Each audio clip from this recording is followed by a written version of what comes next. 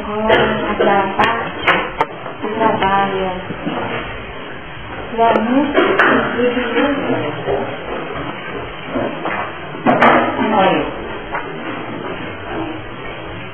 A parte do versículo 6.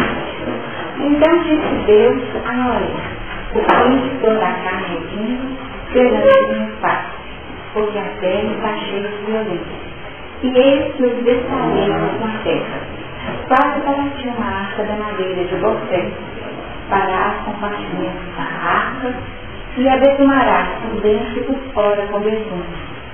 E desta maneira farás de 300 côvados do comprimento da arca, e de 50 côvados da sua altura, e de 30 côvados à sua altura.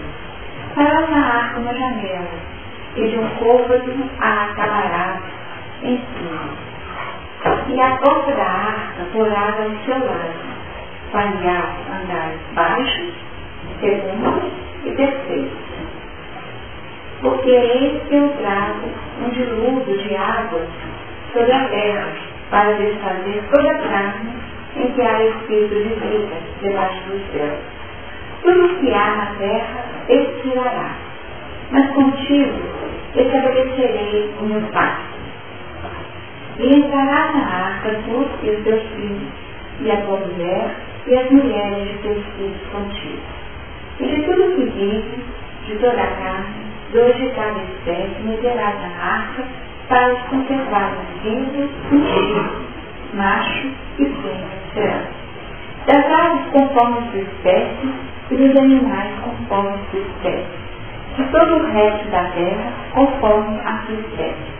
2 de cada espécie irão a ti para os conservares em vida.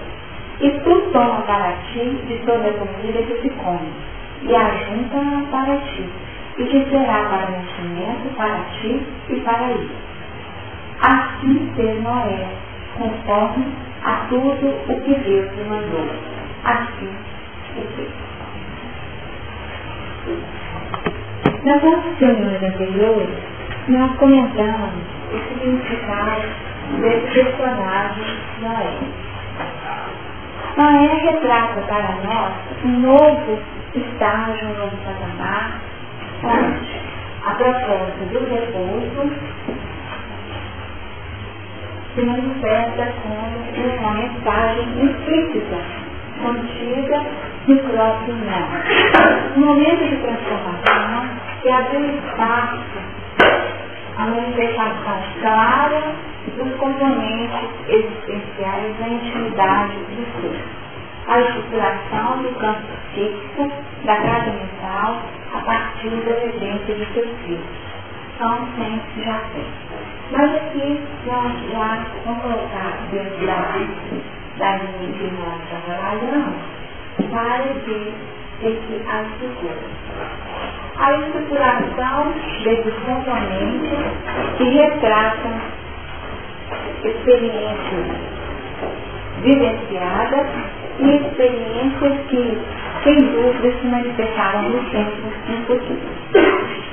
Esses elementos, portanto, compõem a estrutura intrínseca de Noé. Noé, sem dúvida, tem na expressão dos frutos a manifestação prática ou concreta daquilo que ele é em essência. Noé retrata o futuro, a profecia de um movimento novo. Um movimento que viria no tempo se manifestar na linhagem de Sem em Jesus ou Cristo. Sem que todos os nossos componentes operacionais ou intrínsecos nas nossas estruturas mais profundas do inconsciente, então, se percam. Aqui no passado nós temos toda a estruturação dos diversos povos, a expressão do gentio vivendo o politeísmo, vivendo toda uma expressão do nosso passado, que é já fé que opera no presente. As construções de cão, nós comentamos, são estruturas muito bem elaboradas, sociedade muito bem construída. Porque muitas vezes nós temos uma tendência a negar o valor das construções do nosso consciente, acreditando que só aquilo que vem de cima retrata a possibilidade de uma construção rigorosa, estruturada. Mas houve um momento quando aquela condição manifesta no mundo era ainda a expressão de uma indução positiva de vida. Viver no deserto ou viver numa cidade. O deserto representa um campo a ser trabalhado, um campo a ser edificado. E houve um momento em que essa assimilação de ideias do plano indutivo que vinha de cima gerou a possibilidade de uma cidade. O campo era o reflexo operacional de algo que vinha do alto. Só que a lei é de evolução e a mudança é um componente necessário. Aquilo que era um valor ontem deixa de ser valor hoje e precisa sofrer a transformação. Precisa mudar a sua expressão. Precisa abrir espaço para uma condição nova, porque senão nós estaríamos estagnados no mesmo patamar, no mesmo tempo. E aí nós identificamos que há um movimento natural, ascendente, em busca de algo novo. Então, portanto, foi no momento um componente que retratava no mundo, no concreto, as expressões mais sutis e sublimes. Só que, no momento quando nós queremos impor essa construção como sendo a íntima-mística e decisiva das construções máximas, nós então optamos por um movimento antievolutivo, quando nós queremos estabelecer aquela condição e defini-la como sendo a única possibilidade. E é uma dinâmica da transformação que abre perante nós essa necessidade de deixar alguns elementos num plano de piso, de segurança, de raiz, de apenas condição para que algo novo se faça a partir daquele que nós orquestramos de pessoal. O capítulo aqui define que Noé recebe o anúncio em função de uma condição. O fim de toda a carne é vindo perante minha face, porque a terra está cheia de violência, e eis que os desfarei com a terra. Esse foi o momento quando o cão se impôs. E aqui nós temos a violência ou violência. Tomando o reino dos céus ou o reino de Deus através da violência. Buscar impor-se a partir de uma condição que sem dúvida era uma condição personalística, tá? Tudo aquilo que é da personalidade retrata o plano de imposição. Destruirei sobre a face da terra. O plano operacional. Destruir a carne ou destruir o mistério da carne. Tá? Então essa vem como uma condição reflexiva sobre o que realmente ocorreria. Destruir toda a carne, Deus fala isso, mas no entanto poupa a carne na figura de Noé e de sua família. Poupa a carne a partir dos casais de toda espécie que ele permitiu a Noé que pudessem ser protegidos ou recolhidos num ambiente de segurança que era a arca. Então aqui nós temos uma condição fácil de destruir tudo, mas ao mesmo tempo define a continuidade a partir desses elementos que são poupados. Então fica claro para nós que a destruição não é da carne, mas sim desse império da carne a partir desse referencial só. Certo? Então, o império da carne. O império da carne seria a tentativa de definir um reino diferenciado na Terra. Não reino de Deus, mas esse reino material de plano instintivo, onde não haveria mais espaço a mudanças a partir do plano indutivo que vem do mal, como possibilidades do mal.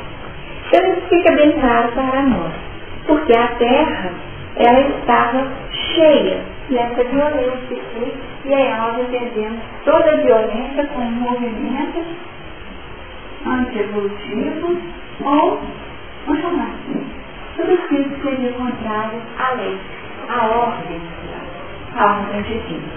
E essa foi a razão de uma necessidade de ação muito vigorosa, não chamar de vigorosa, e ampla. Só que para que isso acontecesse sem prejuízo para a humanidade, e aqui nós vamos falar de humanidade, Noé como expressão de um grupo que retrata o peso da humanidade. Quase para que uma arca da madeira de Gosé fará compartimento na arca e a betumará por dentro e por fora com betume. Nesse capítulo nós temos alguns pontos que Deus tem dito com maior cuidado. E Deus às vezes não se envolveu. A arca, o próprio uso. Que outros elementos aqui que deveriam ser trabalhados? Não estou falando em linhas gerais, grosso modo mesmo. Elementos marcantes desses versículos que nós vimos. Animais, vocês acham que são animais? O período.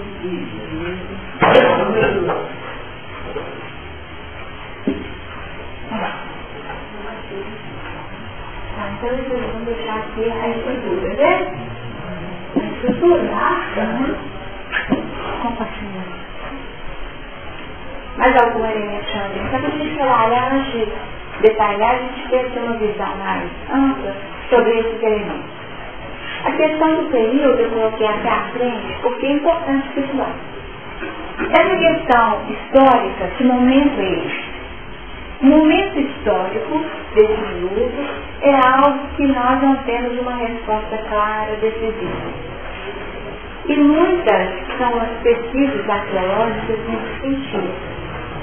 E o que nós encontramos é que, embora Jericó, uma cidade que já era estruturada na sua condição 7.000 anos antes de Cristo, Jericó é uma cidade muito antiga, uma cidade muito velha. E em Jericó foi encontrado nenhum impedimento que permite esse dilúvio universal. Tá?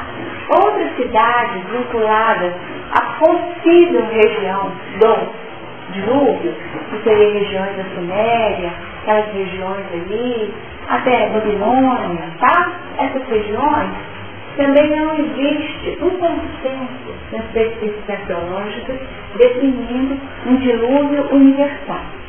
Então é um consenso de que esse dilúvio da Bíblia retrata uma condição mais parcial que aconteceu num determinado ambiente e, portanto, não foi dessa abrangência que nós assumimos.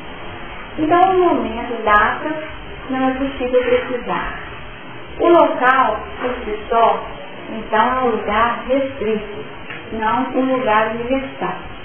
E aí sim nós saímos do momento data para um outro momento, que é o momento psicológico. Tá?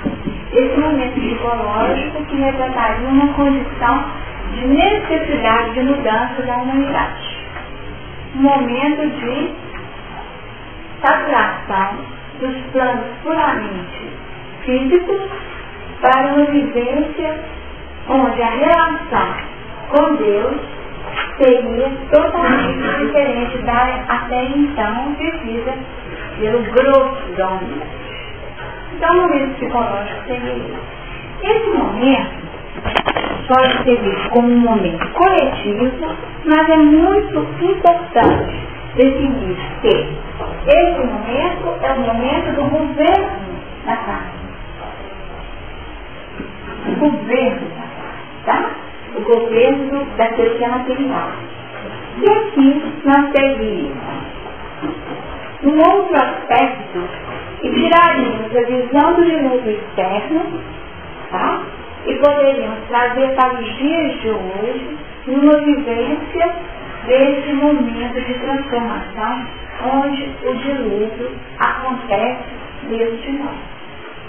Quando nós precisamos organizar a nossa estrutura íntima, definir aquilo que nós queremos cultivar, aquilo que nós definimos como necessário à nossa estabilidade, tá? Estabilidade é uma palavra importante, nós precisamos guardar. Estabilidade. Nós precisamos guardar e eu vejo, desde essa eleição, a partir da proposta definida pelo nosso eu superior, por Deus em nós sairíamos do período data, do período coletivo, para vivermos o período próprio individual de cada criatura. Tá? Então esse é o período. O momento, o clima que poderia ser visto como um momento de saturação, talvez então é definido o momento. Outro componente importantíssimo no nosso estudo é a questão da arca. A arca, ela é definida na sua estrutura em todos os detalhes.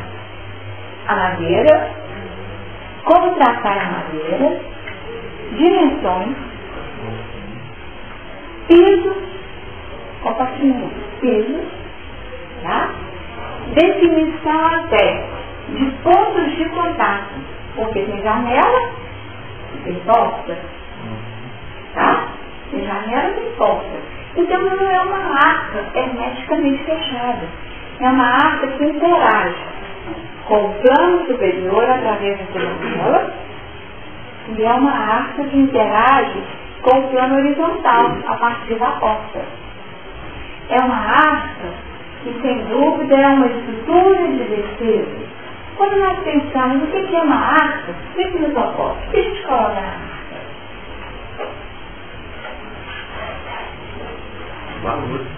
Valores. Uma arca. Quando nós estudamos o simbolismo da arca, eles nos remetem a um outro símbolo. Sabe qual? Cofre. Cofre. Tá? Arca. Cofre. Tá? Arca, cofre. Então, no cofre, nós colocaríamos valores. Valores. Não valores anuidades, mas valores de outra ordem. E aqui existe uma definição de como construir esse instrumento, é um instrumento, tá? Para assegurar a segurança dos valores que serão ali depositados. E a palavra-chave é manter a estabilidade desses valores ali depositados. A relação com a arca é uma relação muito interessante, porque Noé recebe o relatório completo, a planta completa, né? O planejamento completo de como fazer o projeto todo detalhado. E se nós observarmos bem, olha só, em Êxodo 25, Deus manda o povo trazer ofertas para o tabernáculo. A partir do versículo 10, olha o que nós encontramos. A arca de madeira de cetim. Também farão uma arca de madeira de cetim. O seu comprimento será de 2 côvados e meio, e a sua largura de 1 côvado e meio, e de 1 côvado e meio a sua altura. E cobrirá de ouro puro, por dentro e por fora, a cobrirá. E fará sobre ela uma coroa de ouro ao redor. E fundirás para ela 4 argolas de ouro, e as porás nos 4 cantos dela. 2 argolas no lado dela, e 2 argolas no outro lado dela. E farás varas de madeira de cetim, e as cobrirás com ouro. E meterás as varas nas argolas aos lados da arca, para se levar com elas a arca. As varas estarão nas argolas da arca, não se tirarão dela, depois porás na arca o testemunho que eu te darei. Tá? E tem outros elementos que tem o propiciatório de ouro puro, que também é construído. Esses elementos simbólicos, gente, não há dúvida, são quantos já foram estudados e remexidos em todos os aspectos, historicamente, arqueologicamente, né? Aquilo que fala.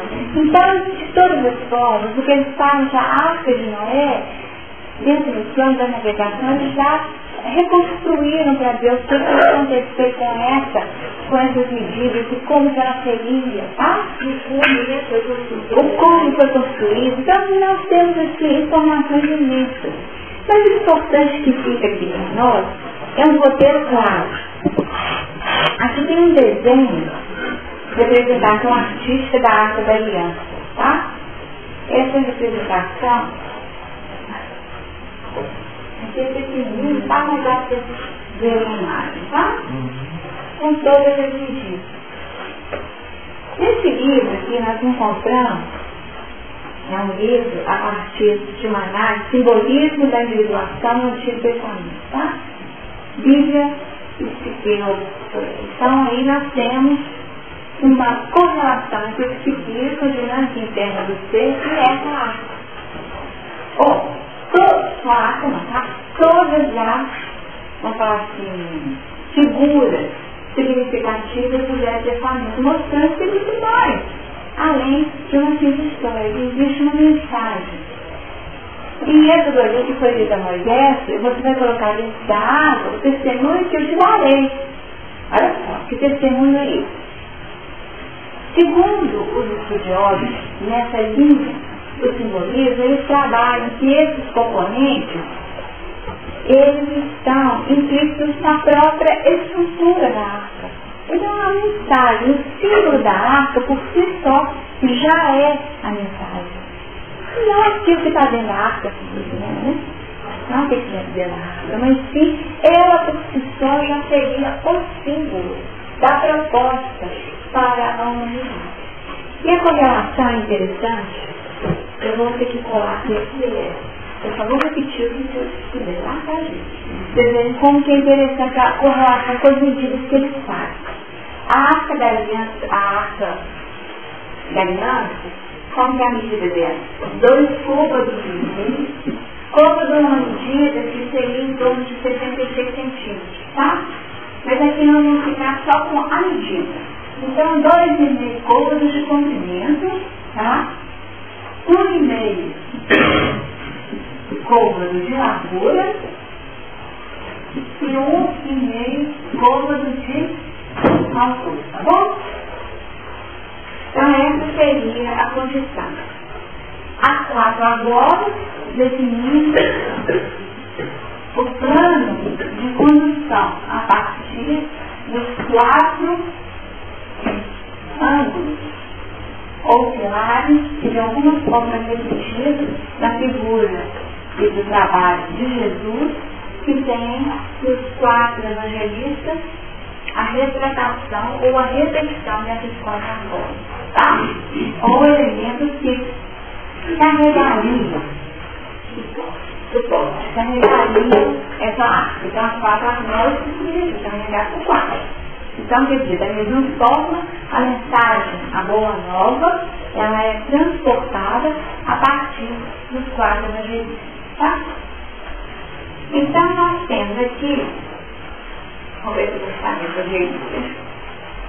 Jesus, se você quiser, as minhas matemáticas, tá aí.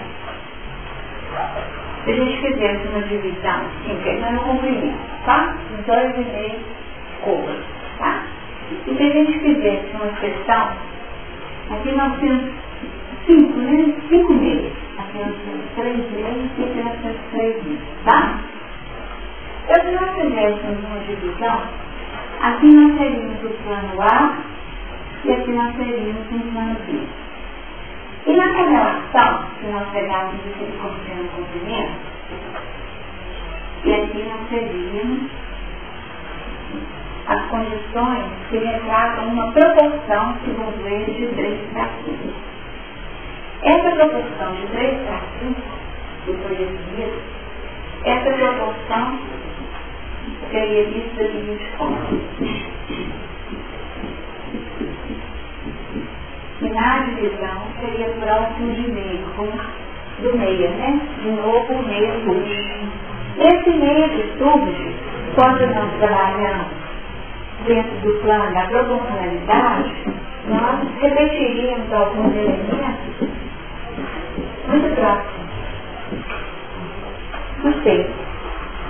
E aqui eles chamam, a partir de Aristóteles, nós teríamos aqui uma referência daquilo que seria a proporção mais significativa, essa proporção que retrata a busca do padrão daquilo que é considerado a proposta de definição da natureza da virtude, que eles chamam de seção dourada dos gregos.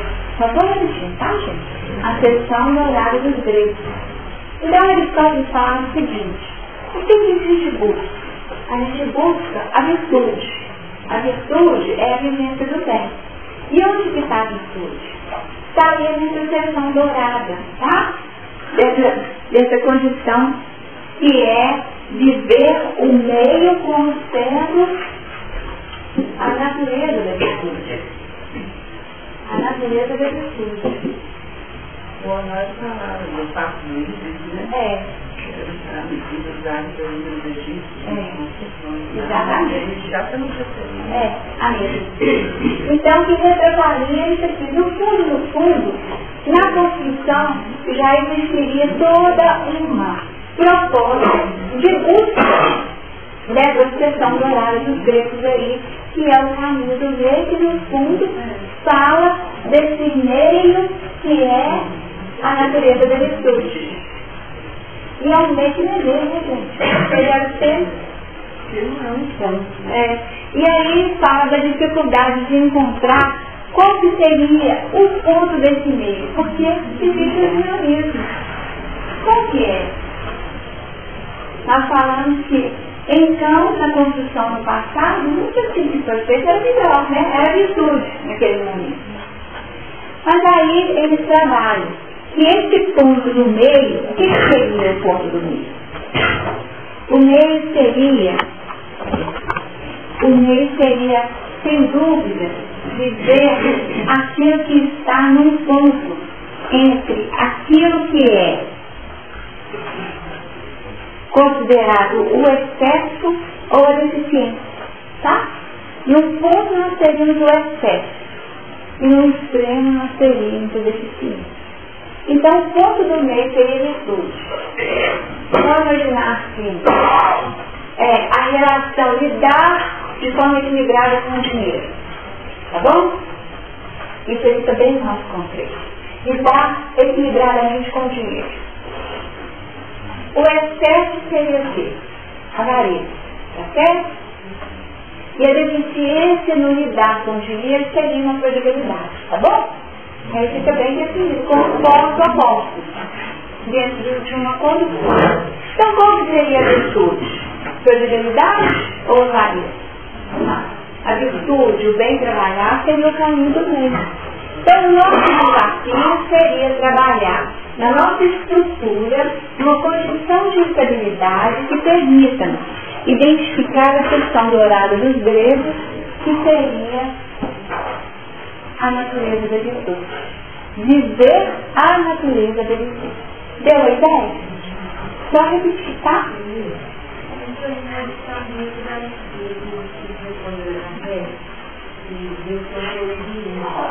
Mas tem um abuso. Sem dúvida.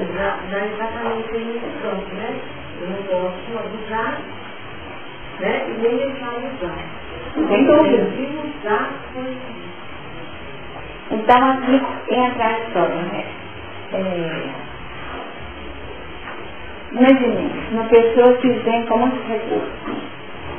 Ele é um pensamento meu, a partir da necessidade. A pessoa reencarna com esse compromisso. Aí ela faz voto de pobreza. Tá? Pra mim tem que arranjar, né? Sabe? Aí eu tô falando pra mim. Desde tudo que nós estudamos, porque o compromisso dela não era só esse testemunho, não. Era muito mais do que esse testemunho.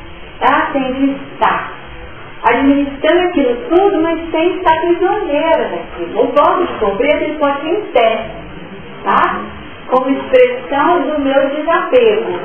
Mas na vida ela não tem esse direito. Entendeu? Né? Direito perante a estruturação e o planejamento. Porque vocês até que estão tudo bem naquilo. Dentro de um caminho de meio aí de natureza da virtude. Tá? Para não cair nos extremos. Porque tudo aquilo que chega às nossas mãos é de nossa responsabilidade. Aquilo tudo pede uma resposta. Qual será a nossa resposta? Então, quer dizer, o voto de pobreza intrínseco vale. Pode assegurar uma postura totalmente desvinculada, despojada, sem amarras, sem escravização, sem sofrimento. Mas, na vida, ela tem que estar com a resposta positiva. Bom, então a casa mental, ela se estrutura a partir de uma proposta, tá? Qual que é a meta dessa casa mental? Tá? O que será colocado nessa casa mental? Porque a arca não tem sido vista como casa. Casa que pode ser a casa de cada indivíduo, pode ser vista como o planeta, como uma grande arca, que nos permite viver essa experiência, mas pode ser deslocado para uma outra condição, que seria a condição de visualização do campo mental. Tá? Campo mental. E aí sim, nessa linha de atuação que o indivíduo necessita para edificar a sua evolução. Então aí nós saímos das instruções puramente estruturadas, didaticamente, para que nós pudéssemos apropriar a mensagem. Então saindo dele. O propósito da arca era essa. E numa condição de estabilidade. E a arca de aliança, gente, onde ela fica? A arca de aliança ainda fica guardada, né, no tabernáculo. No tabernáculo ainda fica na estrutura lá, que é a parte mais guardada do tabernáculo, que é o Santo dos Santos, tá? Ou o Santíssimo lá. É como se fosse o lugar mais íntimo, mais especial. E que é um cubo, tá? Como um cubo, tá? Então a arca da aliança é guardada lá dentro. Aí eles falam que nunca o simbolismo desse cubo.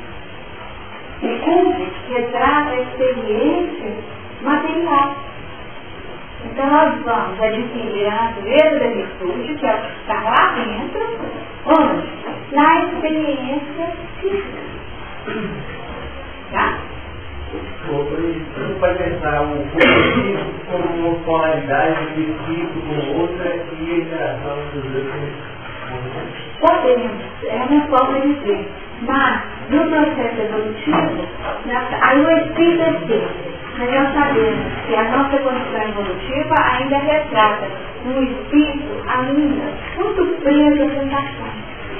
E que se deixa levar pelos convites do nosso campo. Tá? Isso aí.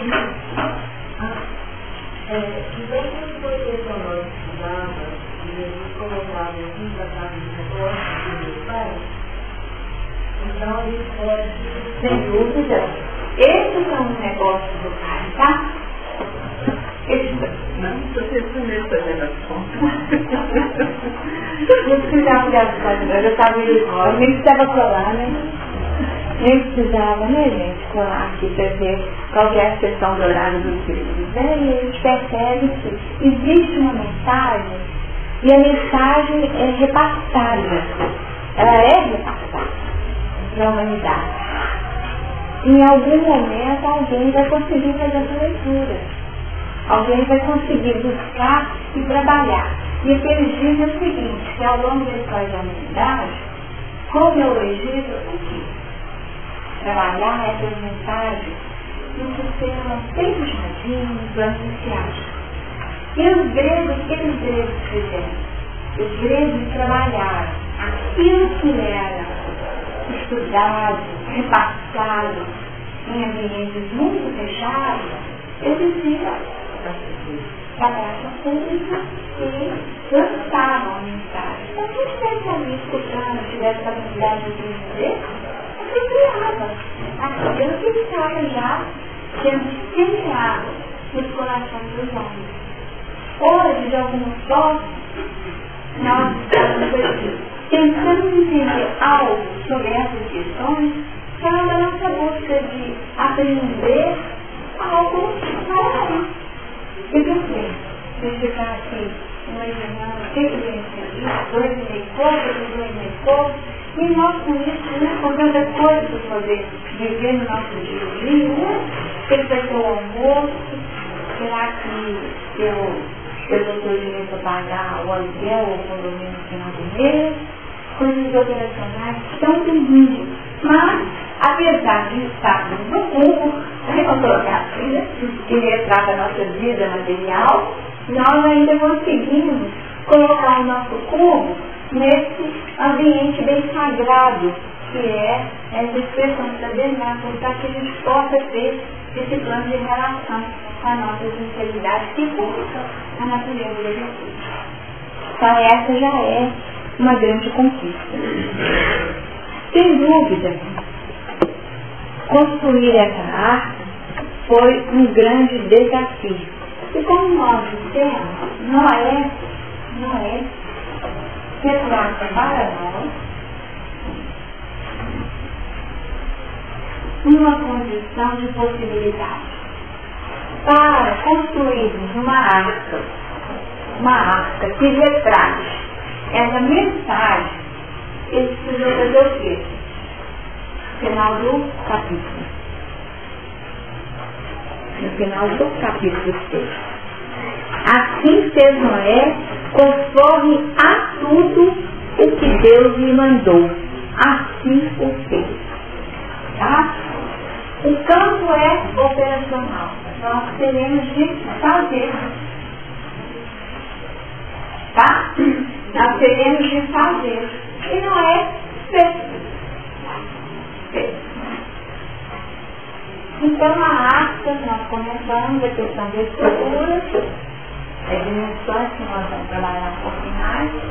O dilúvio nós colocar para nós que é um dilúvio parcial, em alguma região do Oriente, tá? Que aconteceu como um fato, mas que tem toda uma expressão que pode ser identificada em várias culturas, definindo o dilúvio como um momento importantíssimo de purificação, tá? Como um grande batismo, tá bom? Um grande batismo da água. Então, quando nós mergulhamos, né? Nós batizávamos no Jordão, vai lá no Jordão, aí batizamos no Jordão. É isso? Passa debaixo da cachoeira, tá? Então, o dilúvio poderia ser esse movimento coletivo do batismo, visando essa transformação. Porque depois desse momento, né, esse passar pelo dilúvio, nova criatura. Essa é sair de um estado e ressurgir já numa condição de transformação. Então, o dilúvio perde o aspecto puramente material para assumir uma outra faceta muito mais significativa. Mas vamos ainda trabalhar a condição da arca. Ele estava assim, eu vou tomando um pouquinho de para se viajar, então ele estava ou foi depois. Não, aqui ele não estava ainda sujeito às operações da terra. Nesse momento, Noé era, vamos falar assim, a expressão máxima do ser humano. Ele estava em repouso. Era a expressão máxima da humanidade. E que conseguia ouvir tudo aquilo que Deus propunha, ouvia, entendia e aplicava a propósito. Porque ele fez. Tá? Então aqui é aquele momento quando a gente fala assim, nossa, tão claro o que tem que fazer. Aquele momento de lucidez da vida, né? Quando se define que o caminho é esse, tá? E esse momento de lucidez, de clareza, esse momento de plena comunhão com Deus. Tá? Que é verdade. Então, nós somos individualmente, cada um nós, cuidando das suas vidas e encorajando os segundos, que a gente ainda tem em volta todo o tempo. Essa é uma outra forma de ver que traz para o nosso hoje, para a nossa condição intrínseca. Essa é, sem dúvida, uma proposta muito significativa. Então, outro aspecto, saindo do coletivo que nós falamos. Na semana passada nós chegamos a pincelar um pouquinho sobre a questão do império da carne como uma condição de karma coletivo, vocês lembram? Nós pincelamos rapidamente sobre isso. Um karma coletivo, retratando a condição do planeta. A condição de determinados grupos, poderia ser também expressões que atingem grupos menores, ou propostas que tocam o indivíduo na sua condição individual mesmo.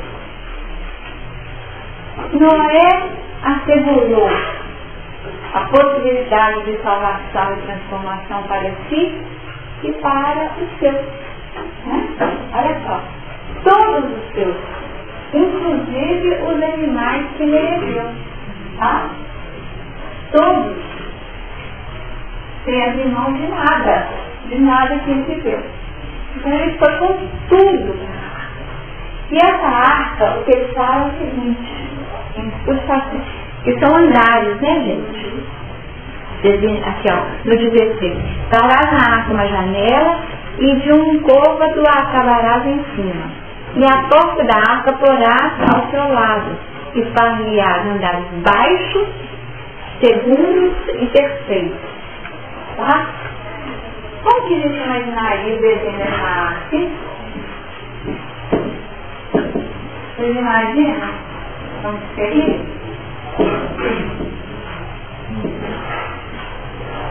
Eu vou desenhar desenho. Vamos fazer assim, andares baixos, né? É isso? Andares baixos. Andares segundos? Segundos e terceiros. Como é que seria isso? Assim?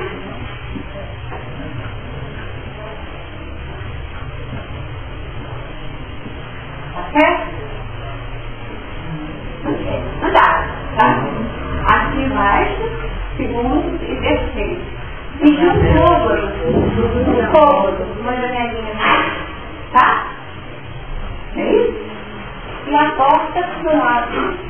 Do lado não. Eu entendi que do lado da janela. Não. Aquela coisa na porta? Então ele precisa chegar no elefante lá, né?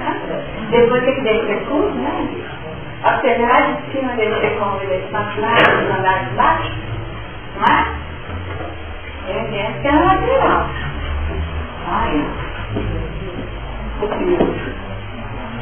Entra por aqui. Imagina, né? Mas aqueles que estudam a estrutura da arca falam que a arca lembra o que, gente?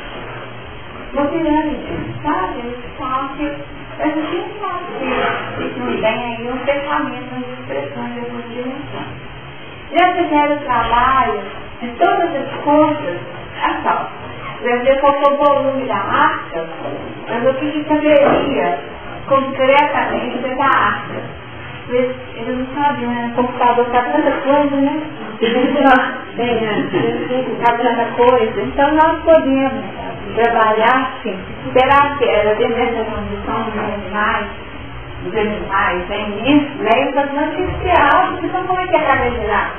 Não contando a administração que o Noé tinha para estar em contato com tudo isso lá dentro. E alimentar todos os componentes vivos, porque são componentes vivos. Alimentar aquilo que está vivo, porque se tivesse, né? Era fácil. Embalsamado, paradinho, tá tudo vivo lá, né? Não precisa de interação, de cuidados básicos, de limpeza, né? Limpeza e tudo, cuidado básico.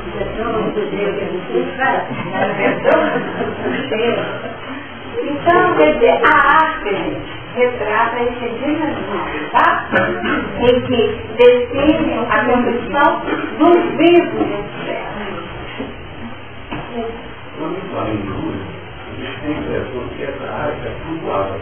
Mas eu tenho a impressão de que ela era fixa, então ela não estava viajando, não. O que? Eis a questão, né? Fernando? Segundo os navegadores, dentro dessa estrutura ela não teria condição de navegar, tá? Ela poderia só acender, tá? E flutuar, tá?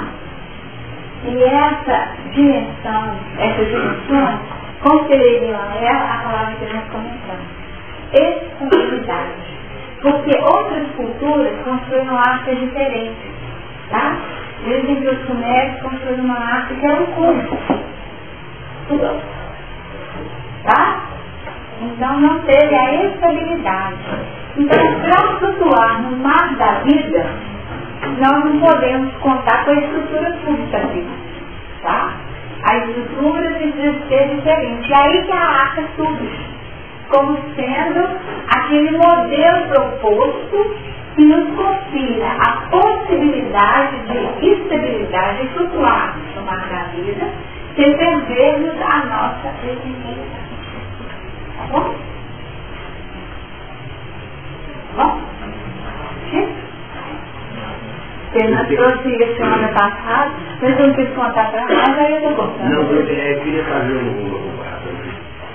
Não diz que navegar é preciso. Sobreviver. Exatamente. Sobreviver, tá? E aqui o vivo, né? O vivo, tá? Porque aqueles que não tinham essa capacidade, não se arregimentaram com elementos que possibilitassem essa leveza e acender sobre as conclusões, não conseguiram dar sequência, não permitiram a linha de continuidade. Teve uma solução de continuidade naquele processo natural de vida daqueles indivíduos, por causa do inferno da carne. Eles não se prepararam. Então, quando nós estamos nessa dinâmica de buscando elementos que nos auxiliem, nós estamos tentando construir a nossa arte pessoal científica. A partir dessa proposta, dessa mensagem, quando Sheila fala o seguinte, que o nosso grande desafio, a ideia que eu vou falar, tá? Você não se atrás de cor. Mas a ideia da mensagem é o seguinte, que nós estamos no jardim da vida, tá? No jardim da vida. E que o nosso desafio é cultivar as virtudes como se fossem as flores do nosso coração. Tá? Nós cultivamos nosso jardim interno. Trabalhar, então, a virtude e a natureza da virtude através do caminho de lei é transformar excesso ou deficiência em componentes frutuosos. E que vão, em algum momento da vida, eles matar o quê? O que vai acontecer? É flor, né? Vai ser perfume. E aí vai realmente esse perfume ser lançado na vida onde quer que a gente esteja. Então, quando a gente fala assim, por que será que ela deixa esse rastro, né, do perfume? Será que é só a simplicidade do espírito? né? Fala que estive aqui. Você já pensaram nisso? Não? A China passa por aqui, essa cidade cheia de rosas, perfume delicioso. Será que é só isso? Com certeza não é só isso. Tem uma mensagem muito maior atrás disso, que é a essência da proposta que ela o tempo todo ensina para nós como uma filosofia de vida. É isso que a gente tem que passar pela vida e deixar um rastro bom. Vou colocar assim, né? Deixar um rastro bom, agradável, prazeroso, né? Que a partir do pensamento dela, enquanto espírito, nos ensinando o caminho da edificação da virtude, passa por exigência que ela propõe no coração do homem. Então nós precisamos ir além das nossas reflexões. O que será, né? O que será que está sendo dito comigo? A própria questão da purificação, né? Relendo as nossas aulas, né, de 99, né, para poder realmente não perder, ou pelo menos para poder tentar resgatar um pouco daquilo que muitos de nós estudamos aqui, naquela época, quando estudamos esses capítulos. Nós temos um comentário interessantíssimo sobre a purificação, o momento da purificação, trabalhando a questão do karma coletivo, tá? Trabalhando a questão do karma coletivo, e lá naquela oportunidade foi feita toda uma referência entre a condição daquele povo, do judeu mesmo, né, que seria retratado naquele momento, Amon, que materializou uma atitude que gerou um karma coletivo para toda a comunidade. E, no entanto, ele abordou de uma forma tão diferente, que ele é muito diferente mesmo, que naquele momento estavam reunidos ali gentios, então fala assim, cães de todas as espécies, tá? Impérios da carne, cães de todas as espécies, aqui para poder retratar. Espíritos que estavam vivendo essa faixa ainda de governo da matéria, um governo violento. Então, quando a gente reunida aquela massa compacta de espíritos, ainda sem ter uma clareza plena de onde deveriam chegar. E porque naquele momento tão crítico da humanidade, o público era isso. E aí ele definiu que ali nós poderíamos dizer que estava sendo dada a chance da libertação para essa grande massa. Porque era necessário que estivesse aquele público ali para que ele emitisse o perdão, porque não sabe o que fazem. Olha só, naquela miscigenação, muitos ali não sabiam o que está fazendo mesmo.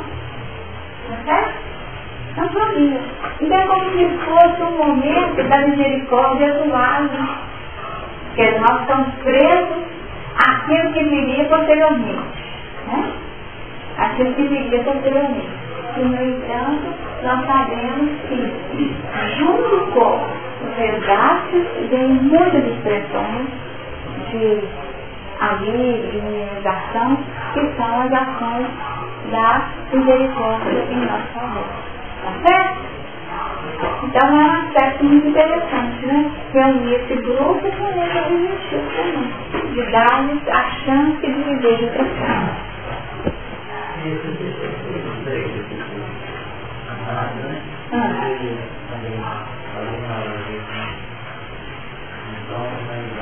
É isso. É isso. Todo é isso, né? Exatamente. Aqui seria a materialização, como nós já falamos, né? Que seria o consciente, o nosso passado, já serve como as expressões originais de interação com o mundo, então as condições objetivas no campo da consciência dispersa, né? No campo da consciência dispersa e sem como sendo todas aquelas construções que nos permitem a conexão com essa grande antena que é a janela. Através dessa janela, nós temos a possibilidade interativa com faixas superiores. Na estrutura, né, dos detectores, né? Essa janela aqui tem sido associada com, fisicamente, esse instrumento.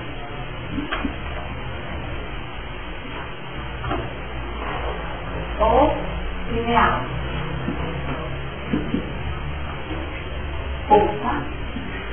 Porque a minha luz usa mais linear, né? Então, nós teríamos a janela como expressão física no nosso organismo, como sendo essa glândula. Essa glândula que está assentada na intimidade do nosso cérebro. Se a gente fizesse assim, uma linha reta de atenção, entrando aqui nessa direção do nosso da cabeça, o ponto de encontro, tá?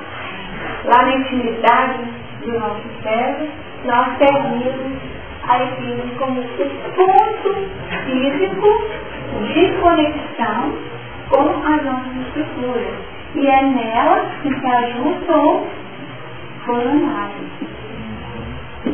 Ou lógico de 1000 pétalas que não tem 1000 pétalas, né?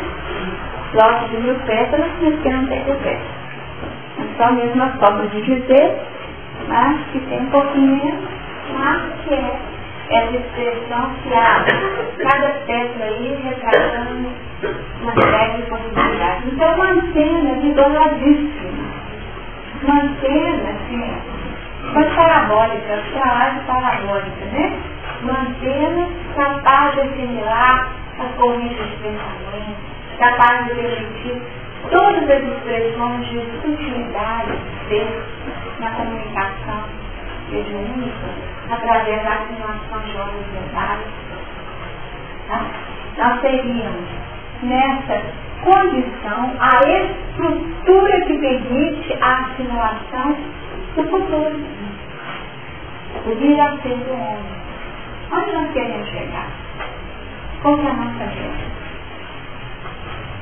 Mas, para chegarmos, nós vamos interagir dentro do plano operacional e vamos, além disso, trabalhar todos os elementos que ainda permanecem vivos em nós, acomodando-os. A palavra é acomodar. Tá? Veja, acomodar animal é fácil? Você falando isso, visualizando aqui, né, os andares, depois que moramos, né? Onde eu tenho a cabeça como a parte do intelecto, do pensar, o tórax como sendo a parte do sentimento, da relação, e a parte inferior do abdômen como sendo a própria questão da sobrevivência, mesmo aquelas coisas mais básicas. Bem como tanto os chakras inferiores, os cardíacos, os chakras superiores, essa relação, né? E porque vai estar, né, gente? Andar. Não existe uma condição instante, um único andar. Tá? Existe uma comunicação, uma circulação dinâmica. E não é fechado. Quanto será que eu coloquei 3? Não será que eram 3 ou será que eram 7 baixos? Será que eram 10 baixos? Só? É.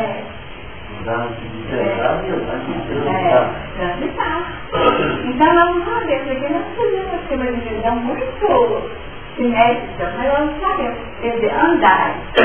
Será que são só 2 baixos? Né? Aqui a estrutura permite tudo o que nós pudermos imaginar como possibilidade. Aqui nós temos uma divisão matemática. Né? Quem vai se levantar ou não?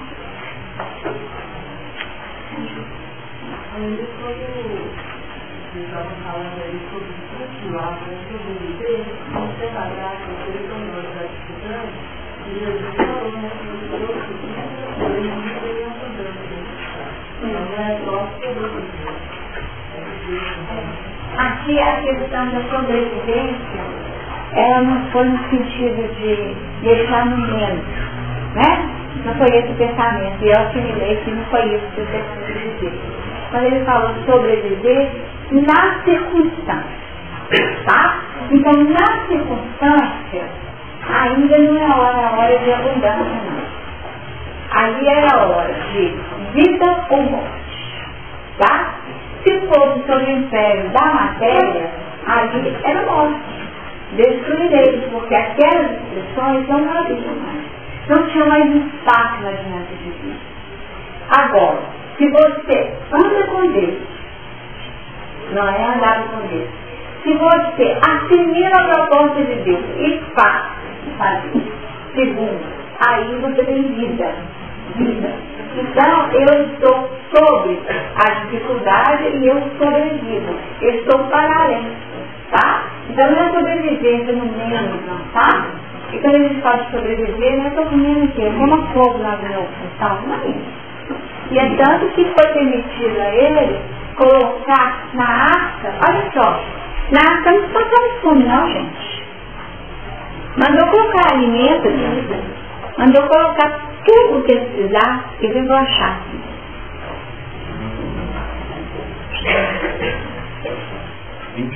No 21. E tu toma para ti de toda a comida que se come, tá? E ajunta para ti, e te será para mantimento para ti e para ele. Então a arca, gente, não quer de passar fome, não. E ter que ficar assim. E aí você fala assim, nossa, na arca eu vou poder comer o quê? Só pão com água. Não.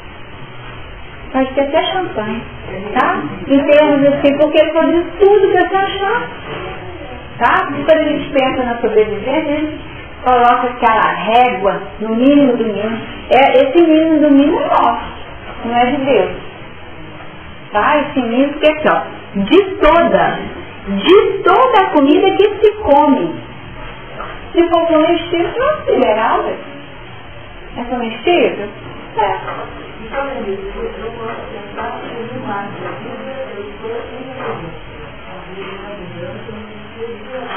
Na minha evolução, né? O mínimo eu colocaria.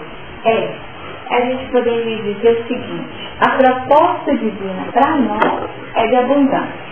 A proposta divina para nós é essa, de abundância. Agora, quem que define sobrevivência no mínimo, muitas vezes são nós mesmos. Que a gente acaba caindo num plano de avareza, né? Afinal, eu não vou comer, não, porque não sei quanto tempo eu chover, então eu não tenho nem firmeza e nem confiança. Nos falta firmeza e confiança na condução da vida. Aí você vira e fala assim, não vou eliminar. Você está com fome? Deus não vejo fome.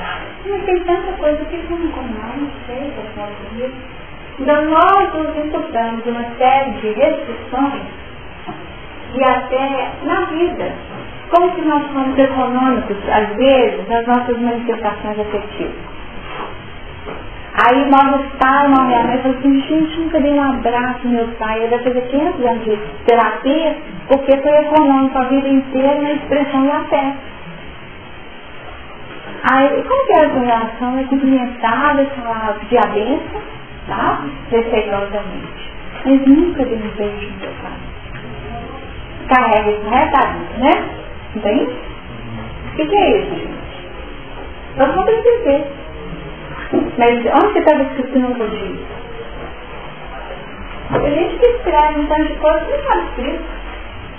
Em termos de imposições que são definidas em nome dessa tendência que nós temos de ir para os extremos. Ou do excesso, ou da deficiência. Que ali é falta de estudo. Tá?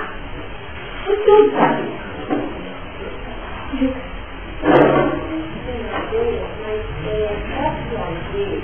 A palavra da acomodação. Eu ia falar isso, tá? Então deixa eu falar? Então aqui, se nós acreditamos que a arca é um modelo que propõe para nós a possibilidade pedagógica vamos colocar assim, a possibilidade pedagógica da educação, não é isso? Então, assim, processo de aprendizagem, sim. Nós estamos aprendendo a aprender. Essa é a nossa dinâmica hoje. Nós estamos aqui reunidos com esse. Vamos aprender a aprender. Isso. Sobrevivência é mais do que só comer pão com água. Sobrevivência pode ser algo muito mais confortável. Segundo aquilo que eu entendi. Porque Deus permitiu. Desde que seja comestível. Tá? Não dá para ser veneno, não dá para ser comestível. Tá? Nada que gere prejuízo à sua estrutura. Bom, então nós estamos aprendendo a aprender. Se assim é, todos os elementos necessitarão ser acomodados, porque não dá para ficar tudo solto. O que acontece com os nossos processos de aprendizagem? O que eles falam sobre o aprendizado de línguas? Você já ouviu falar isso? Quanto mais cedo melhor. Mas eles falam o seguinte, que existe um processo de... Interessantíssimo. Existe um processo de justaposição, tá? Das línguas que você vai aprender no tempo. Então a primeira língua que você aprende, ela fica no físico. Fica no físico. É a língua materna, a língua de Deus, tá? Essa língua que eu fiz, tá? Aí aqueles tempos que vai aprender outras línguas. E vão sendo colocadas no patamar.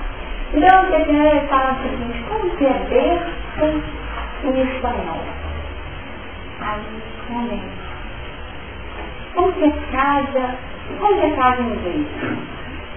Aí, a última língua que eu estou aprendendo, eu ainda não fixei. Mas aí, eu estudei francês, aí vem para de baixo. Aí eu venho. Tá? Aí você conseguiu, mas como é mesmo em inglês? Aí você ativou o patamar inferior, tá? Aí você lê e não consegue. Aí você sabia numa outra língua, aí você fala. Tá? E vai ativando até que você chega quando você não consegue ativar dentro da memória, você vai buscando lá nas raízes. Tá? Por quê? Porque houve no processo de aprendizagem uma acomodação do conhecimento no processo de aprendizagem. Então aquilo que você aprendeu há muito tempo, aquela história, aprendeu a andar de bicicleta, não esquece nunca mais. Aquela história e quem divertir, você disse, olha, isso não é que só um pouquinho e voltou logo. Quando você aprende muito cedo, o tempo de acomodação foi tão grande que é só uma história de que eu falava alemão na minha infância. Porque eu escutava, minha família tem essa origem, então eu escutava e eu até falava sem esquecer. Se for estudar, vai pegar rapidinho, porque houve um tempo de acomodação. Então isso acontece conosco. Muitos dos nossos processos estão acomodados. Então, quer dizer, eu nunca dei aula na vida.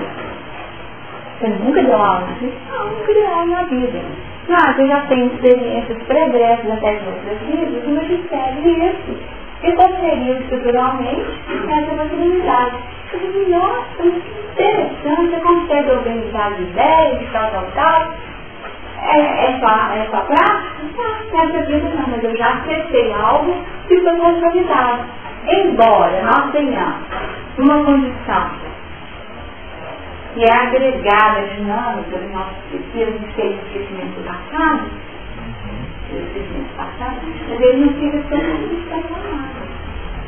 Em muitos momentos, porque nos andares tem comunicação, né, gente?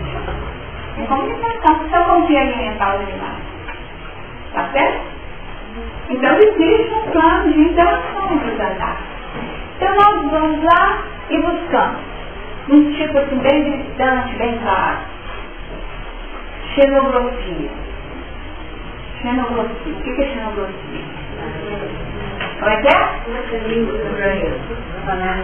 Falar em línguas estranhas. Em línguas que podem ser línguas novas, não pode ser? Então é uma modalidade de mediunidade, né? Que é nota aqui, praticados no ensino, né? Essa possibilidade de falar em línguas diferentes, línguas estranhas, quer dizer, estranha a você, tá? Estranha a você, estranha a você, na nossa é. Do ponto de vista, seria algo estranho à sua condição atual, sem nada de grego. E você de grego? Só que alfa, beta, testa, só conheço as letrinhas, assim, quando eu diz exercício matemático. Só, nada mais. E de repente, dou uma comunicação toda em grego. Tá certo? E que é isso? Existiu em algum momento, dependendo do meu padrão de expressão de dinâmica, algo que foi registrado lá e que estava acomodado na minha memória profunda, tá? E que foi acessado, ativado, e uma vez fixado, permitiu a comunicação de uma ideia, nem vou falar de uma entidade, de uma ideia que me chegou a partir daquele conteúdo. Por que ele veio dessa forma? Porque foi alguém com quem eu tive um contato, onde?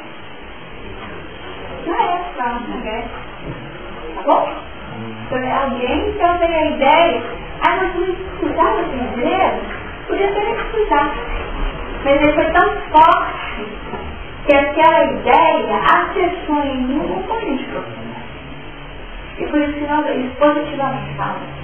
Mas da mesma forma que nós temos acessos positivos, e aí eu vou te responder aquilo que você perguntou sobre o Noé. Da mesma forma que nós temos acessos positivos, existem componentes nossos que estão acomodados, mas que refletem ainda o espécie da carne que foi acomodado. Não é?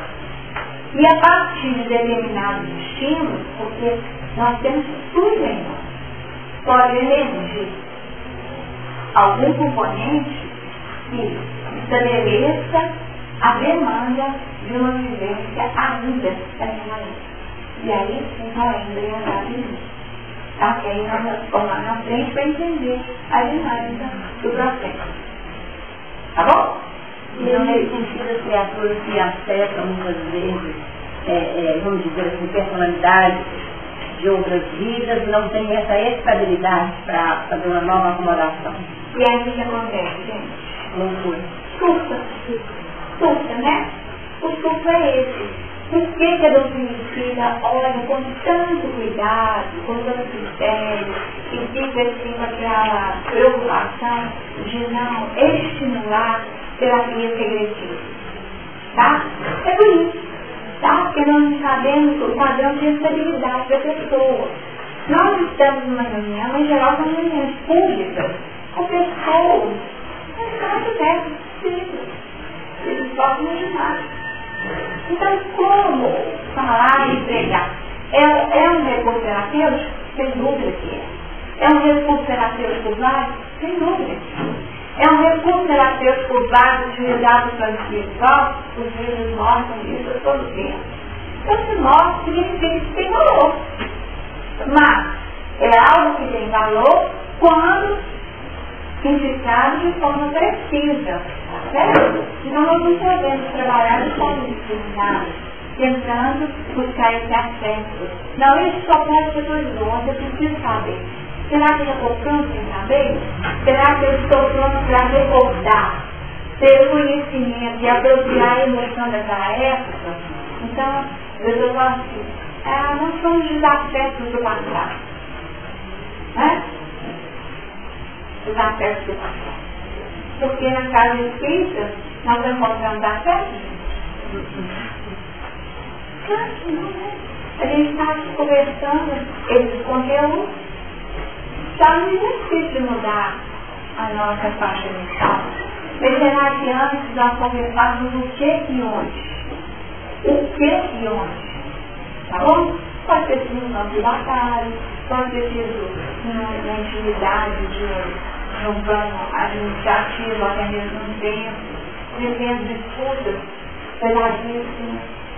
Podemos ser articulados comportamentos totalmente independientes. Nós temos muitas dificuldades. Então, esquecer, nesse momento, é positivo para trabalhar as construções novas.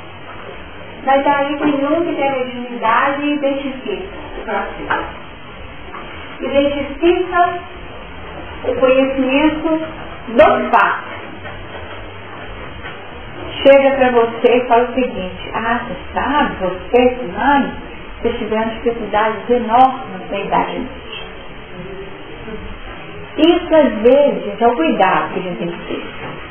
Isso às vezes é suficiente para ativar naquele que escuta, que é personagem da história, pode ativar aquele que está acomodado. E emerge não só o plano informativo, emerge com a emoção. Tá? E aí a gente, sempre que a gente comenta esse assunto, a gente busca aquela experiência da Dona Laura, né? Que ela primeiro foi convidada a ler as suas memórias de 300 anos, plano espiritual. Depois que ela leu, ela foi convidada a apropriar a emoção do fato. Porque é preciso ter muito equilíbrio para recordar edificando. Aí você olha para a pessoa falou e na hora o quadro abre para si. Não tem. Porque ela não foi colocado junto com o motivo, né, gente? Colocado junto com o motivo. Não existe uma ordem ambiental. Aí a pessoa chega e te fala isso, aí faz pronto. Aí nós abre para o que aquela mensagem. Aí você se vê lá numa fogueira e a pessoa te mandando atender. Tá bom? Será que a gente vai conseguir recordar com um equilíbrio para poder administrar isso? Será que a gente já tem essa capacidade?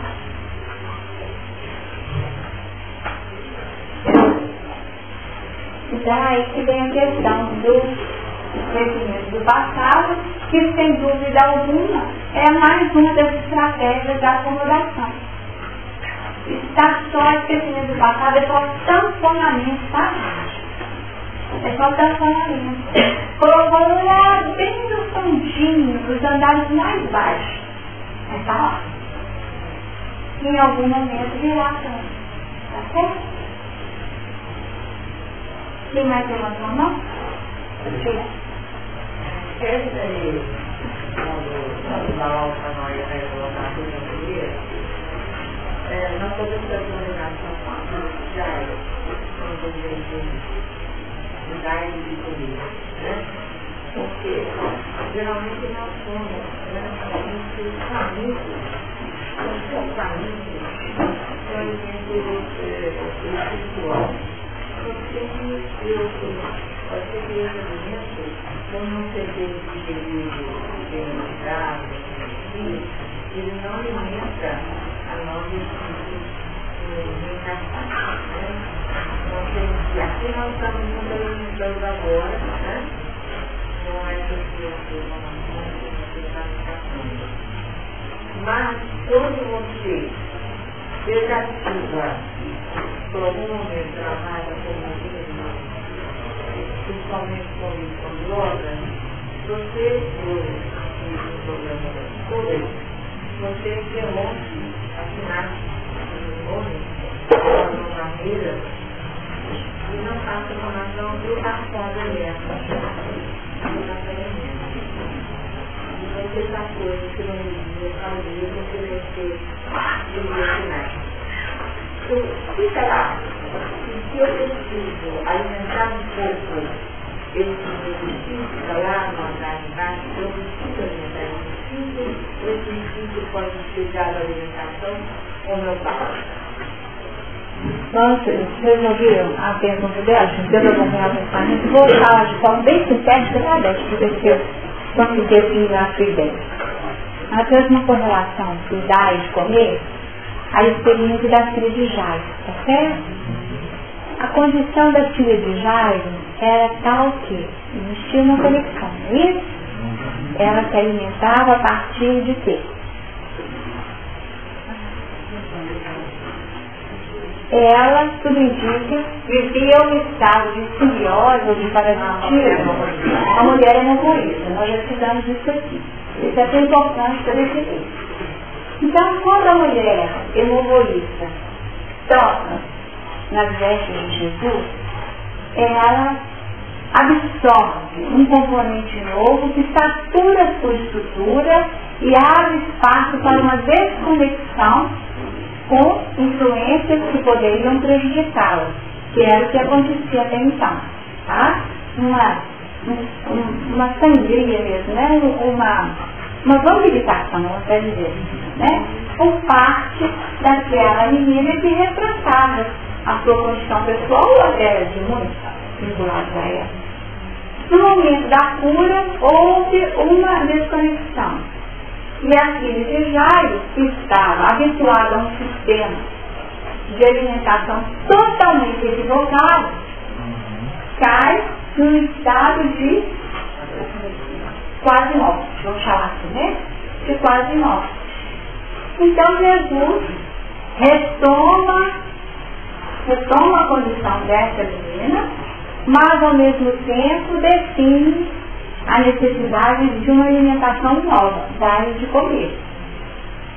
Se ela fosse buscar por ela própria, qual seria a posição natural do automatismo, gente? Oi?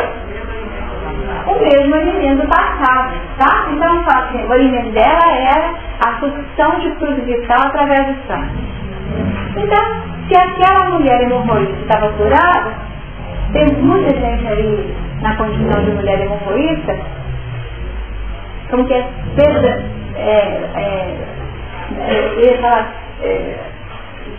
predadável, tá? Então, alguém pudesse se colocar nessa posição de facilmente ser fácil para o alimento. Então, aqui nós temos essa condição e tem outras, por essa não é. Então Jesus adianta, dá-lhe de comer. Então, gente, ó, é sopinha, tá? Vão sair dessa vida, tá? É sopinha que vocês vão dar para elas, vocês vão dar o alimento. E é assim que nós nos tratamos, é assim que nós nos cuidamos, modificando paulatinamente a nossa estrutura, porque a tendência é buscar o mesmo componente, tá? Nós buscaríamos, mas é pela ação do Cristo. Então, quando Jesus atua em nós, nos promovendo possibilidades de vida, que atua através dos homens. Os homens estão criando os homens. Você trouxe que aqui nós estamos alimentando de alguma forma, sem dúvida que está. Porque o Espírito alimenta. De alimento material, né? Mas o Espírito, para poder assegurar a sua condição física, mas o Espírito também precisa de alimentar-se de ideias, ideais, pensamentos novos. Então, fica terminando também. É quando a gente fica sem motivação e achando a vida muito agradável. Tem gente que eu vim fazer aqui, só trabalho, pago conta, come, durmo. Aí a vida fica sem graça. Nesses momentos, quando eu não alimento o meu espírito, aí o que pode acontecer? Meu espírito é totalmente sem alimento. Eu já tive uma vida muito significativa, há umas 3 ou 4 anos atrás, quando eu trabalhava com música, tá bom? Trabalhava com música. Aí o que acontece? Eu tenho vida tão péssima que eu crio, entre aspas, tá? Uma condição autista e mergulho dentro de mim mesmo e busco aquilo que estava acomodado e eu posso surtar e viver a minha experiência de música 24 vidas atrás. E aí nós temos essa fuga da realidade, nos hostil. Por isso que nós temos que ter cuidado e buscar alimento sim, e de tudo que se come. Porque se a gente ficar só nessa rapida parte, sabe, com esse mínimo, em algum momento a nossa necessidade pode vir à tona pedindo mais. Certamente ele com uma condição autista, ele não pode acessar a situação da neurofone, Mas ele é muito forte, ele nunca nem tocou um piano. Ele acha que é. Você já viu? Você tem teve uma sessão com uma coletânea de fotografias maravilhosas, sabe? Só de fotos belíssimas de fotografia, tá? Fotos belíssimas, preto e branco, sabe? Retratos da loucura, sabe? Retratos da loucura, mas maravilhoso. Então, era aquele homem sentado com um saco de linhagem bem rústico mesmo, e com uma coroa de saco de lixo, sabe? Toda trabalhada e sentado na casa de fogo, sabe? Não. Quer dizer, totalmente alienado. Até que ponto que estava tão difícil a vida dele aqui, que ele não pode funcionar. Ele acordou e fez conta que ele foi. Tá? Você já me dá autismo ampliado. Porque o autismo não é profundo. Porque esse autismo no mundo quantiforme que você cria não é uma coisa muito mais enraizada, que é o susto da loucura. Aí existe fora da realidade, ele não é o único hoje. Esse mendigo, tá? Um andarilho, que anda assim, desse jeito, né? Você já viu isso na rua, quando ele é só observar. Os andarilhos, eles estão vivendo isso. É um êxtase que alimenta ele? Gente, êxtase é uma palavra que a gente tende a usar só a condição projetônica. Tá? Êxtase e condição projetônica. Depois está bem dentro da proposta doutrinária. Tá? Tem um prazer que é dúvida de alimento, mas totalmente doentio, né? Tá certo? Desconectado. Porque quando a gente fala entrou em êxtase, seria aquela ação, tá?